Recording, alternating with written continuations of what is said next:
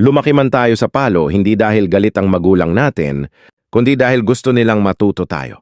Noon, bawat palo ay may dahilan, bawat sigaw ay may kasamang aral. Oo, masakit. Pero dahil sa disiplina nila, natuto tayong rumespeto, makinig, at matutong tumindig ng may dangal.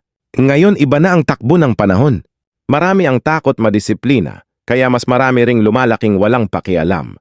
Hindi na marunong gumalang, hindi marunong magpasalamat, at mas pinipili pang sumagot kaysa makinig.